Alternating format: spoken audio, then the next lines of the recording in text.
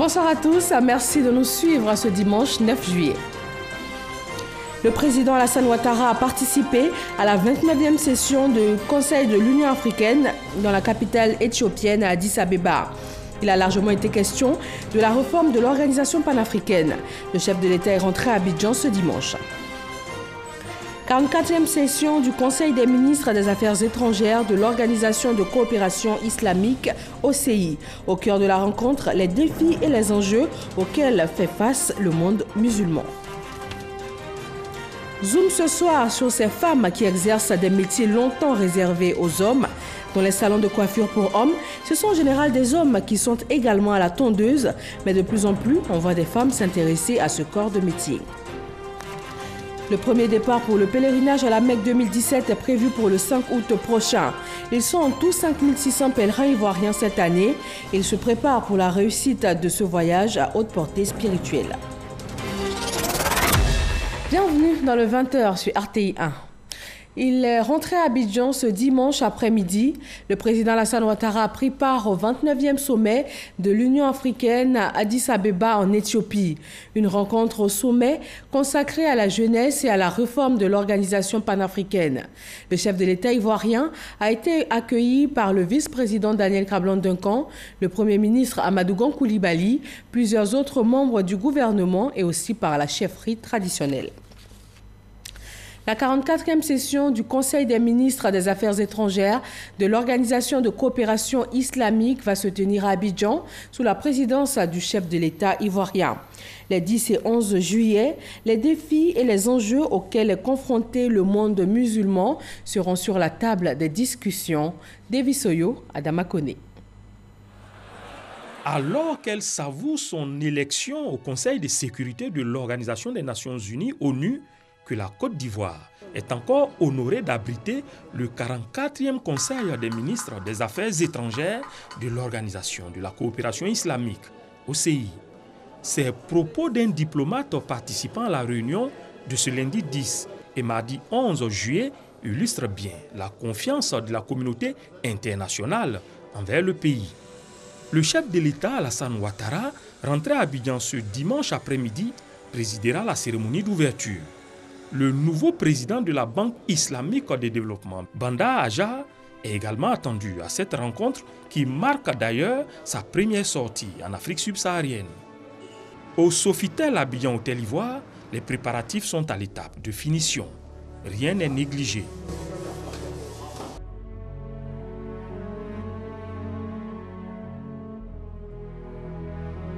Pendant 2 jours, il sera question de réfléchir sur les défis du monde musulman. Les réalisations enregistrées entre 2 conférences feront l'objet d'échanges, tout comme l'examen des réalisations liées à la lutte contre le terrorisme et à l'extrémisme. Les questions d'ordre humanitaire et économique meubleront également ces 2 jours. Au final, les 57 délégations présentes au bord de la lagune Ébrié consigneront le fruit de leurs réflexions dans la déclaration d'Abidjan. Direction le département de Kouto, le ministre de la Communication, de l'économie numérique et de la Poste y était en tournée. L'objectif de ces rencontres, sensibiliser les jeunes et les femmes à la création d'activités génératrices de revenus en vue de leur autonomisation. Charles Tatou. Ces rencontres d'échange, le ministre de la Communication, de l'économie numérique et de la Poste, Bruno Nabagné-Koné, les a initiés pour assurer les populations rurales de sa disponibilité à soutenir toutes les initiatives prises en faveur du développement de sa région. Avec les jeunes de Kouto, il a été question de l'unité des filles et fils, gage d'un développement harmonieux de la localité. Le ministre les a exhortés surtout à s'organiser en coopérative afin de bénéficier des projets gouvernementaux, non sans attirer leur attention sur les conséquences graves des activités de l'orpaillage clandestin. Nous avons également parlé de responsabilité des jeunes, de leurs responsabilités dans le domaine de la sécurité, de leurs responsabilités dans le domaine de l'orpaillage, qui est un réel fléau dans notre région. Donc nous les avons mis en garde et nous les avons également sensibilisés par rapport à ce qu'eux-mêmes pourraient faire pour que leur situation s'améliore sans entrer dans ces choses-là qui sont hors des bonnes limites. Nous sommes vraiment conscients de ce fléau parce que après déjà quand leur paille arrive chez vous, dès que ils exploitent l'or, bon, la terre est détruite. La question de l'autonomisation des femmes préoccupe également le ministre de l'économie numérique et de la Poste. Ses conseils pour la lutte contre la pauvreté dans la région de Kouto portent des fruits dans certains villages, par exemple à Mounini. Les 5 tonnes de riz, elles ont vendu une partie et elles ont réservé une partie à l'alimentation des enfants qui restent dans la cantine. Les enfants qui par moment ne partaient pas à l'école parce qu'ils n'ont pas à manger, aujourd'hui vont à l'école rien que voilà, parce qu'ils ont quelque chose à manger à midi. Bruno Koné a rendu visite aux femmes de cette localité sur leurs nouvelles parcelles cultivables. Ici, nous avons initié un projet qui a une envergure plus grande. Il s'agit en réalité de leur apprendre à pêcher plutôt que de leur donner régulièrement du poisson. Nous avons aidé à créer donc cette parcelle qui permet de faire du riz, qui permet de faire du maïs, qui permet de faire également du vivrier. Faire en sorte d'améliorer les conditions de vie des populations. C'est la mission qui est assignée à l'ensemble du gouvernement par le chef de l'État, le président Alassane Ouattara, travailler à l'amélioration des conditions de vie des populations. À Blességué, le ministre Bruno Koné a encouragé aussi ses filleuls à redoubler d'efforts pour leur autonomisation. L'autonomisation, l'auto-emploi au cœur d'un programme initié par le gouvernement ivoirien en faveur des jeunes des régions et districts. Ils vont bénéficier d'un financement de plus de 6 milliards de francs CFA grâce notamment à un appui de la Banque mondiale. Grâce Kando. Plus de 6 milliards de francs CFA pour améliorer l'employabilité de 8 500 jeunes des régions et districts de Côte d'Ivoire. Un financement provenant des 25 milliards de francs CFA octroyés par la Banque mondiale à l'État de Côte d'Ivoire dans le cadre de la phase 2 du projet Emploi Jeunes et Développement des compétences à PGDEC. Dans un premier temps, 10 régions et districts ont été retenus pour bénéficier de ce projet, d'où cette signature de convention entre le Bureau de coordination des programmes Emploi Jeunes, les conseils régionaux et l'Assemblée des régions et districts de Côte d'Ivoire. C'est la première fois que les RDCI, les régions en tant que collectivités décentralisées, ont été désignées pour conduire un projet en toute responsabilité. La Banque mondiale nous a fait confiance à travers le BCP. Elle nous a laissé le choix de réaliser ce programme. Nous nous réjouissons de ce partenariat qui vient comme une véritable bouffée d'oxygène pour appuyer nos différentes initiatives en faveur des jeunes dans nos territoires. Le ministre de la Promotion de la Jeunesse, de l'Emploi des Jeunes et du Service civique dit attendre beaucoup de ce partenariat. Il faut déjà que ces 10 régions puissent atteindre l'efficacité en termes d'insertion telle qu'attendue et de rendement. Bien sûr, avec la perspective qu'à l'avenir, les autres régions de Côte d'Ivoire pourront être atteintes. Au niveau des différentes collectivités, les conseils sont les plus grandes structures, les plus proches de nos populations. Pour la deuxième phase du PGDEC, ce sont au total 31 500 jeunes âgés de 18 à 35 ans qui vont bénéficier d'appui et de financement. Après le Maroc, c'est la Belgique qui accueille le ministre ivoirien de la fonction publique et de la modernisation de l'administration. Pascal Kwaku Abinon est à l'école des meilleurs modèles administratifs. Mamadou Kwasi. Un véritable cours magistral donné par le ministre d'État, ministre du Budget et de la fonction publique à la délégation ivoirienne. André Flao a expliqué au ministre Pascal Kwaku Abinon et à sa délégation le fonctionnement de son ministère. Selon lui, son cabinet ministériel gère à la fois les 828 000 fonctionnaires belges et le budget du Royaume de Belgique, chose qui facilite une certaine maîtrise et la fluidité de la gestion des ressources humaines et financières. Il a également indiqué les avantages d'un tel processus au ministre ivoirien de la fonction publique et de la modernisation de l'administration venu s'inspirer du modèle de fonctionnement de ce pays. Après le cabinet ministériel, Pascal Kwaku Abinon et sa délégation sont rendus au siège de l'ETNIC, entreprise publique de technologies nouvelles de l'information et de la communication, l'équivalent de la SNDI en Côte d'Ivoire. Ici, Les responsables ont présenté au ministre de la fonction publique et de la modernisation de l'administration les nouvelles applications de gestion des différentes administrations publiques belges. Des enseignants qui veulent être désignés dans une école passent par nos applications.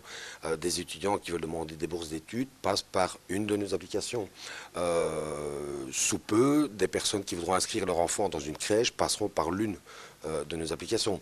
Mais nous ne travaillons pas en direct pour le citoyen, on fait des produits pour le citoyen, mais nous travaillons pour l'administration qui, elle, développe ses activités pour le citoyen. Des modèles qui pourraient être adaptés à la réalité ivoirienne pour rendre l'administration publique plus dynamique. Nous avons pour mission de moderniser l'administration ivoirienne, donc nous recherchons les bonnes pratiques, ceux qui ont les expériences déjà avérées dans ce domaine-là, parce que au niveau de la Côte d'Ivoire, chaque ministère technique développe son système d'information.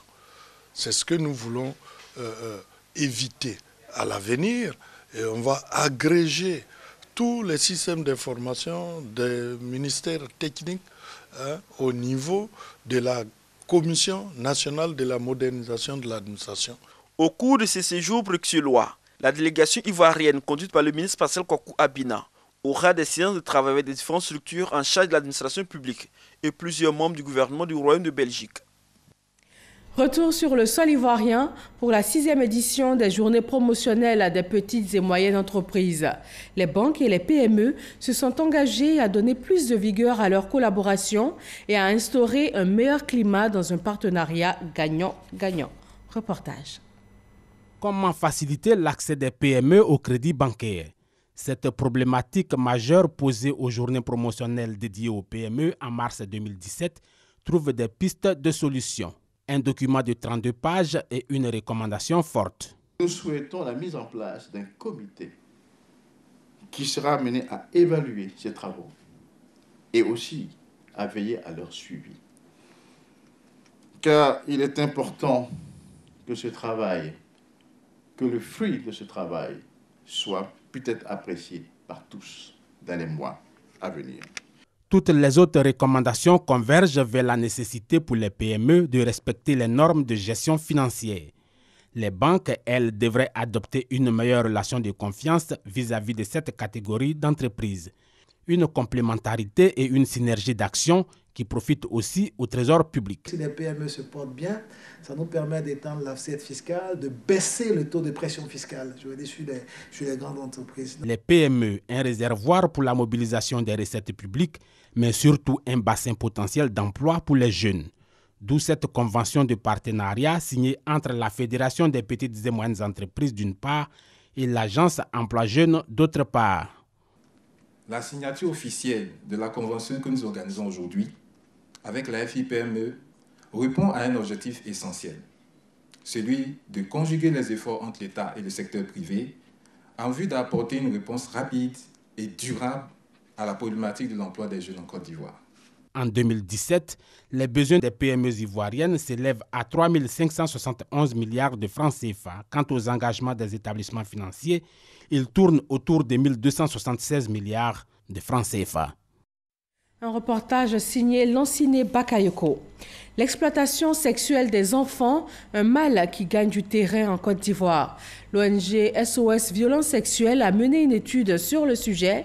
Son président, également enseignant-chercheur en psychologie, était l'invité du magazine de ce dimanche. Il a dressé le tableau de la situation actuelle dans le pays. Un extrait de son entretien avec Delphine Gla. Les enfants sont exposés parce qu'il nous a été rapporté des faits où des enfants de moins d'une année même ont été violés. Ce qu'on note en plus, c'est que tous les enfants de sexe féminin ou des enfants de sexe masculin, c'est-à-dire ça touche aussi bien les hommes, les enfants garçons comme les enfants filles. Mais ce qui retient notre attention, c'est que vous venez de dire qu'il y a même des bébés de 1 an, c'est ça? Oui. Même des bébés de moins d'1 an qui sont violés parce que... violés comment? Bon, vous savez, dans nos communautés, dans nos quartiers, souvent l'enfant, le bébé, il est en contact avec plusieurs personnes et par manque de contrôle des parents, Le soir, la maman découvre que soit l'enfant a subi des attouchements, ses parties génitales ont été perforées ou anales ont été perforées. Ce sont des cas qui nous parviennent quelquefois. Nous recommandons qu'on puisse renforcer la présence des services de protection des enfants sur l'ensemble du territoire, par exemple. Ensuite, on puisse renforcer la capacité opérationnelle des services de police, surtout pour que ces structures-là, si elles sont renforcées, puissent mener un contrôle des sites prostitutionnels pour éviter effectivement que des enfants, des mineurs soient en ces lieux. Autre élément, c'est de développer des activités génératives de revenus pour les victimes de violences sexuelles. 20h15, petite incursion dans les salons de coiffure réservés aux hommes. Et ce sont en général des hommes qui sont également à la tondeuse. Mais de plus en plus, on voit des femmes s'intéresser à ce corps de métier et réussir à s'y insérer avec brio. Comment en sont-elles arrivées là? Comment leurs clients et homologues masculins les perçoivent? Des réponses dans ce dossier signé Chris Diomandé et Astou Touré. Samanké, sous-quartier de la commune d'Abobo. Ici vit Eva Kwadio. Depuis plus de 10 ans, elle exerce le métier de coiffeuse. Sa particularité est de coiffer les hommes. Un métier pas courant dans le milieu féminin. Car pendant plusieurs années, ce métier était exclusivement réservé aux hommes. Mais elle, par sa volonté, a décidé de prendre la tondeuse pour exercer cette profession. Aujourd'hui, c'est avec plaisir qu'elle valorise la beauté masculine. Chaque jour, ce sont de nombreuses personnes qui visitent ce salon de coiffure. Comme j'ai pris la tondeuse, c'est tombé. Mais ça vibrait. Mais au fur et à mesure, je suis rentrée dedans depuis ce temps-là. J'ai aimé, franchement, je ne peux pas m'en passer de ça. Parce qu'aujourd'hui, je vois que tous mes rêves que je réalise, c'est dedans, je fais tout. Je ne tends pas la main à quelqu'un, vraiment. J'aime ce métier. Je suis bien coiffée et je suis très contente. Et elle coiffe très bien, surtout elle est très accueillante. Et ce genre de métier, ce n'est pas permis à toutes les femmes d'avoir ce courage de faire cela. Mais elle a eu l'amour de son métier, de ce qu'elle fait. Comme Eva, la coiffure pour hommes intéresse bon nombre de jeunes filles. À preuve, au quartier Kolati, toujours à Abobo, après plus d'1 an d'apprentissage, Luciane Kwame exerce ce métier. La tondeuse n'a plus de secret pour elle. Une manipulation habile de la lame, preuve de l'amour qu'elle porte pour ce métier. Les hommes n'ont aucune complexité à se faire coiffer par elle. Elle est venue avec son oncle pour venir vers moi et il m'a dit ouais, voici ma fille, à tout moment qu'elle passe, elle dit elle est contente de te voir coiffer et donc elle veut travailler avec toi. C'est la seule que j'ai formée et qui a vite maîtrisé. Moi-même, je suis content d'elle. Lorsque je suis venue, les clients étaient un peu sympas. J'ai commencé à coiffer sans problème. Le jour où il venait me coiffer ici, je m'attendais à un homme. Parce que c'est un homme qui me fait coiffe d'habitude, mais ce jour-là, il n'était pas là.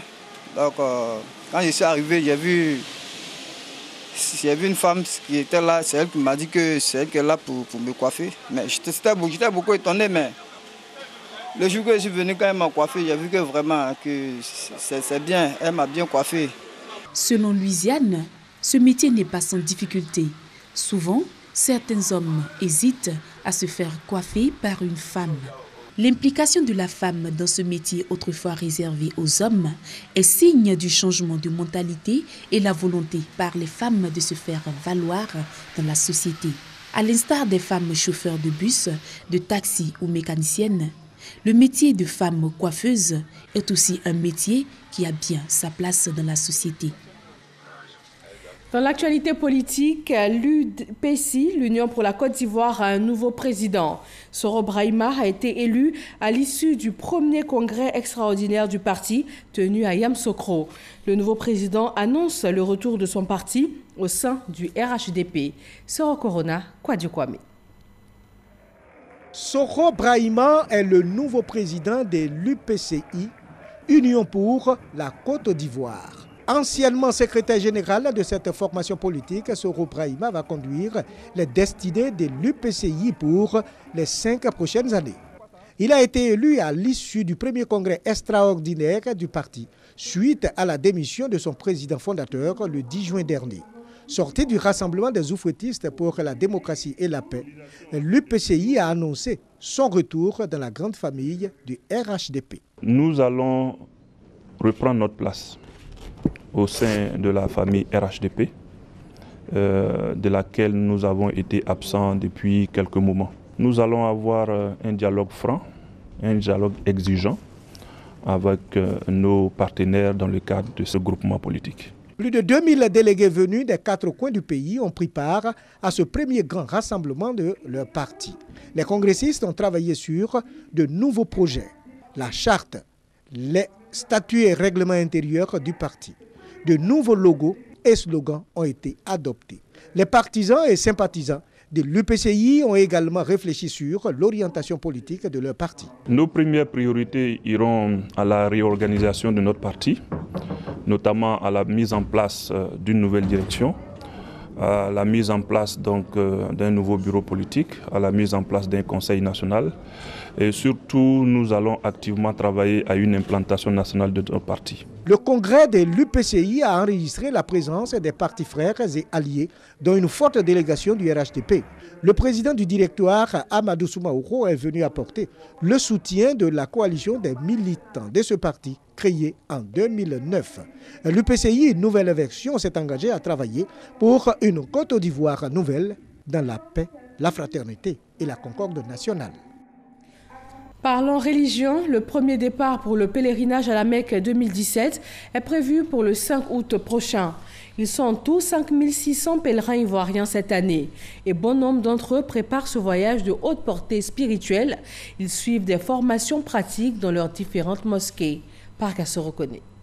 Rabbana, Atina, Fid Dunya, Asanatan, wa fil akhirati, Asanatan, wa qina. Ne vous méprenez pas. Nous ne sommes ni au Hadj, ni à Médine en Arabie Saoudite. Nous sommes dans la cour de la grande mosquée de la Riviera Golfe dans la commune de Cocody. Ces candidats au Hadj sont en pleine formation. Pour eux, il faut coûte que coûte réussir le pèlerinage en vue de bénéficier de ses mérites. Il y a l'imam Moussa qui est derrière. Pourquoi? Parce que par malheur, si le groupe se divise, ceux qui sont là, Moussa s'arrange à les récupérer pour pouvoir faire le tawaf pour ne pas qu'ils soient égarés à eux-mêmes. Leurs formateurs, expérimentés et habitués à aider les pèlerins à accomplir le 5e pilier de l'islam, entendent leur apprendre les différents rituels du pèlerinage. Je ferme. Un pèlerin mal formé, c'est un danger pour les autres pèlerins. Tu ne peux pas adorer Dieu sans le connaître. Et surtout concernant le Hajj. Donc voilà pourquoi c'est très très important la formation, surtout la formation pratique, parce que le Hajj ne s'explique pas, mais ça se vit. Pour les candidats, cette formation dispensée leur permettra d'accomplir avec sérénité et quiétude le pèlerinage. Il y a beaucoup de surprises qui nous attendent. Donc moi je pense que quand on se forme là, au moins on a une idée de ce qui nous attend là-bas. En venant se former, on apprend mieux comment faire le Hajj et on est sûr qu'on a un Hajj qui est vraiment agréé par Allah subhanahu wa ta'ala. Des candidats qui ont reçu la visite des responsables du commissariat du Hajj avec à leur tête l'imam Bachir Ouattara. Vous êtes un ambassadeur de la Côte d'Ivoire à l'extérieur. Donc voilà pourquoi nous venons, nous passons sur ces sites pour encourager les candidats qui ont déjà commencé et demander à ceux qui sont en train de cacher par tradition leur pèlerinage de sortir de leur cachette, de venir participer parce que la formation va continuer jusqu'au 16 juillet. Selon le premier responsable du commissariat du Hajj, les candidats auront droit à un diplôme à l'issue de la formation. Pendant que certains candidats sont en pleine formation, d'autres sont encore à la phase des visites médicales dans les différents centres de santé choisis pour la circonstance. C'est le cas pour ces fidèles musulmans venus pour leurs différents examens médicaux. Pendant ce temps, à la salle des réunions du commissariat du Hajj, les auditions des encadreurs des différentes commissions techniques sont organisées. Ces volontaires à l'encadrement des pèlerins sont soumis à des questions en arabe et en français des responsables du commissariat du Hajj et des responsables de la commission religieuse. Vous étiez combien dans votre groupe? Moi j'étais sur vol 6. C'était presque 45 personnes, je crois bien. Madame Saï. Madame Saï, comment? Madame À l'issue de ces auditions, nous allons pouvoir sélectionner les meilleurs qui vont participer, Inch'Allah, à l'encadrement des pèlerins du Hajj 2017. Après les auditions, ces volontaires se disent confiants d'avoir convaincu le jury. Les questions, apparemment, ce n'est pas aussi très délicat. Voilà, même comme toujours quand on dit l'examen, toujours l'examen.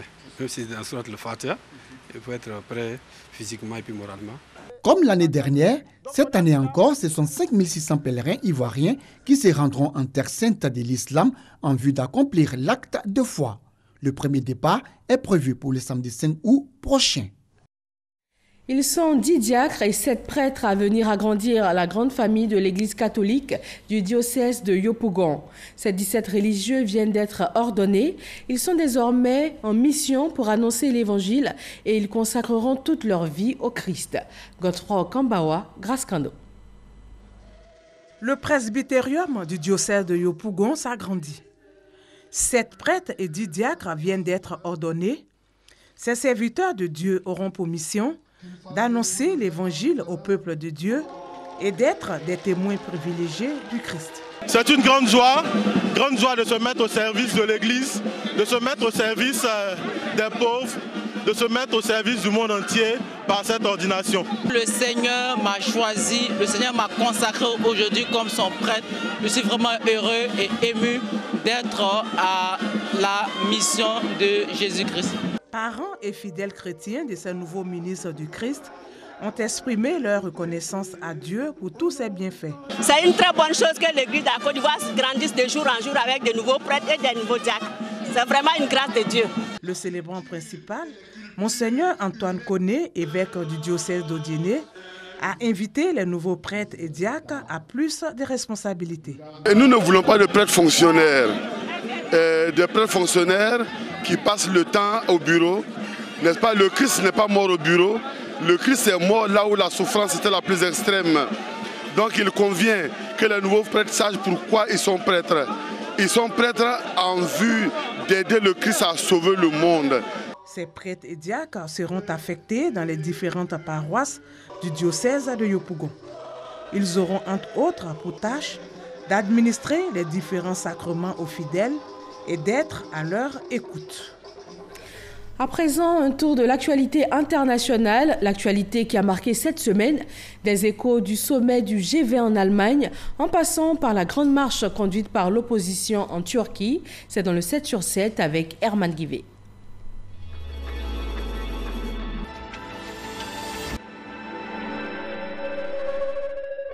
Agadez, dans le nord du Niger, plusieurs migrants affirment avoir été torturés en Algérie au cours de leur tentative de gagner l'Europe par la mer. Porte du Sahara, dans le nord du Niger, Agadez est un carrefour où se croisent des milliers de migrants, pleins d'espoir de gagner la Libye et l'Europe, des migrants qui bénéficient de l'assistance des autorités régionales, de l'UNICEF et de la Croix-Rouge. La Corée du Nord a procédé à un nouveau tir de missile. Il s'agirait d'un missile intercontinental qui aurait volé pendant 40 minutes, de quoi potentiellement atteindre l'Alaska. Une étape cruciale pour Kim Jong-un, qui veut pouvoir menacer les États-Unis. Le régime de Pyongyang, dirigé par Kim Jong-un, ne cesse de multiplier les provocations, ignorant les mises en garde des États-Unis et de la communauté internationale. La France a rendu hommage à Simone Veil, décédée le 30 juin dernier à l'âge de 89 ans. Elle fut longtemps l'une des personnalités les plus aimées des Français. L'hommage national a été marqué par une cérémonie aux Invalides à Paris.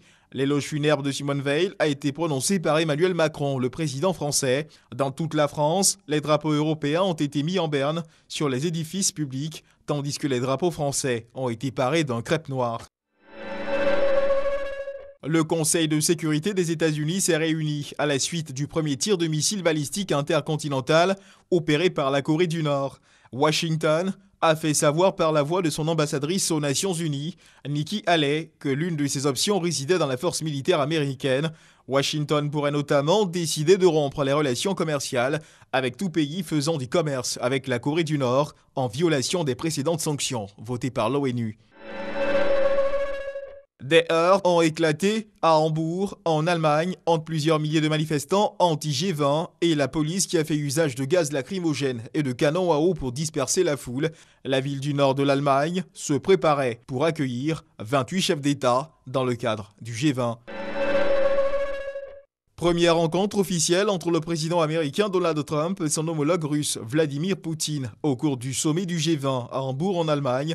Un thème a cristallisé les tensions entre le président américain et ses partenaires, le climat. À 19 contre 1, les États-Unis ont obtenu la reconnaissance d'une position différente, ainsi qu'une volonté de travailler avec d'autres pays pour l'utilisation propre d'énergie fossile. Ils cessent aussi immédiatement leur participation à l'accord. Le communiqué final du sommet a pris acte de la sortie des États-Unis de l'accord de Paris. En Turquie, grand rassemblement ce dimanche, entouré de près de 50 000 sympathisants. Le chef du CHP, Kemal Kılıçdaroğlu, est arrivé à Istanbul. Un grand rassemblement qui devrait marquer la fin d'une marche, qualifiée de marche pour la justice. Kemal Kılıçdaroğlu semble donc avoir remporté son pari, celui de dénoncer le pouvoir du président Recep Tayyip Erdoğan, qu'il qualifie d'arbitraire et d'autoritaire.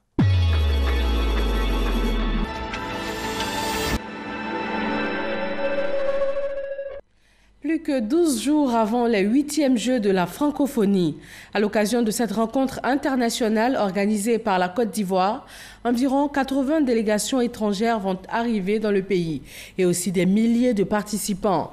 Le village des Jeux est situé dans la commune de Marcory. Au total, 33 bâtiments pour 2000 chambres doubles, dont 100 pour les personnes à mobilité réduite, vont accueillir les 4000 athlètes attendus. Merci de nous avoir suivis. Très bon dimanche à tous.